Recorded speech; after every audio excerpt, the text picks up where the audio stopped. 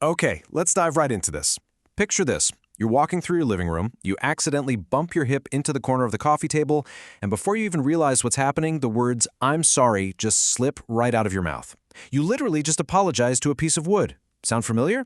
It's a funny, kind of invisible habit, but man, it happens all the time to so many of us. Or, oh, how about this one? You're standing in line for coffee, completely minding your own business, and someone else accidentally steps backward right onto your foot. And yet, somehow you are the one who immediately blurts out, "Oh, my bad, I'm so sorry." You end up taking the blame for things you didn't even do. You're apologizing for situations completely out of your control, and honestly, people probably tell you to stop apologizing so much, which, ironically, usually just makes you want to apologize for apologizing. Well, welcome to this explainer. Today, we're going to decode the hidden psychology behind this exact behavior. We're going to look really closely at why you constantly apologize when it is absolutely not your fault. And we're going to uncover the completely fascinating reasons why this frustrating little habit actually points to a deeply empathetic, highly protective psychological pattern. By the end of this, you're going to look at your sorry reflex in a completely different light. All right, Section 1, the chronic apology reflex. So, most of the world looks at chronic over-apologizing and just assumes, oh, it's a clear sign of low self-esteem or weakness or a lack of confidence. People assume you just don't value yourself. But the reality?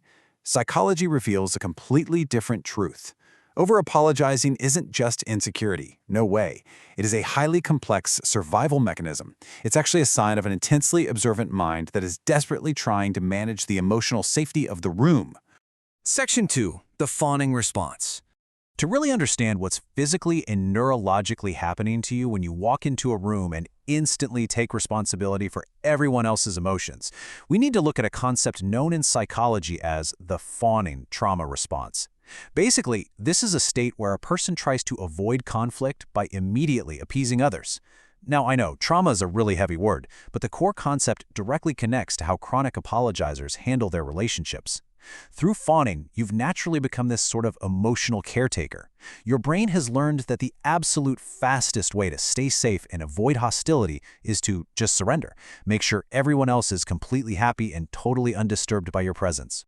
So here's the absolutely crucial point. When you say, "I'm sorry for something you didn't do," you aren't actually admitting fault. It literally has nothing to do with blame. Instead, it's preemptive peacemaking. You're smoothing over any potential tension. Your apology acts as this overactive social lubricant to prevent anyone from getting upset with you. It's a tool designed purely to keep the environment calm before a storm can even brew.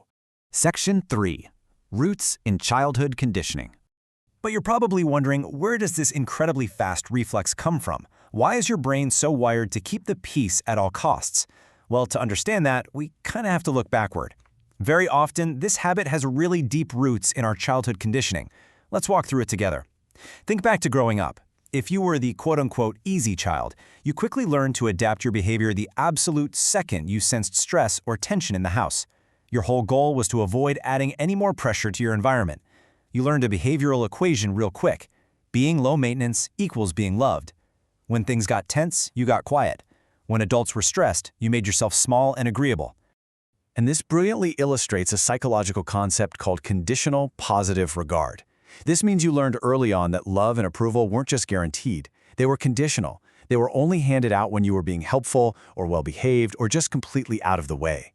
Because of this early conditioning, you internalize that being easy to manage is literally the only way to keep love. Consequently, conflict feels absolutely terrifying because it carries the ultimate risk of losing that acceptance entirely. Psychology is super clear that people-pleasing and this chronic apologizing is deeply rooted in this early fear of rejection. So when you apologize today for something tiny, like, say, a misunderstood text message or a bumped elbow, your inner child is essentially just taking the steering wheel. It's trying to make absolutely sure that you are still safe, still wanted, and still accepted by the people around you. Section 4, the hyper-aware brain. Now that we know where it comes from, let's look at how it operates today. Because chronic apologizers don't just randomly say sorry. You possess an incredible, almost superhuman hyper-awareness of social signals.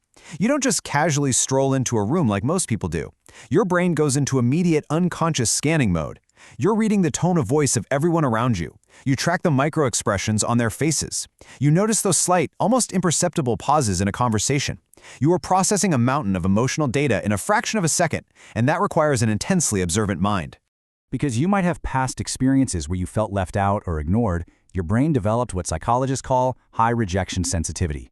Basically, this means you have super high expectations of being left out, which allows you to actually sense emotional distance from someone before they even admit it to themselves. You can just feel the shift in the room's energy instantly.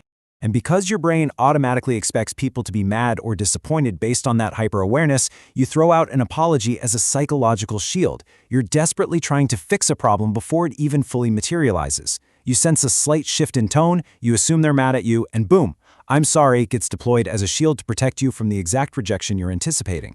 Section 5. Reclaiming your space. So how does this actually affect how you live your life? Well, people who apologize constantly often struggle immensely with taking up space. You hide your own needs, you stay quiet, and you try to be as easy to keep as possible, all driven by a subconscious fear of being replaced or abandoned. Deep down, you subconsciously feel like your mere presence is an imposition on others. This leads to a state called imbalanced reciprocity. You feel like you have to constantly earn everything you receive. Taking up emotional space, asking for help, or making a simple mistake, it all feels completely unforgivable to you. And because of this, you overgive your energy just to stay included. You use the word sorry not to express actual regret, but as a way to apologize for simply existing and taking up oxygen in the room. Listen, if you take away anything from this explainer today, let it be this core realization. Your apology is simply a tool to keep the environment calm. The next time you find yourself saying sorry when the barista gets your own order wrong, or when someone bumps into you on the street, I really want you to stop beating yourself up. You are not weak. You are not broken. You are a deeply empathetic person whose highly active brain just learned to act as the ultimate peacemaker to keep you safe.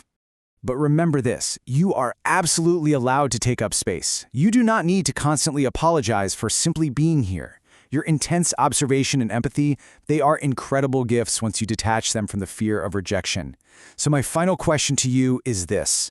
Will you stop apologizing for your existence and instead harness your deep empathy as your absolute greatest strength? The space is yours. It's time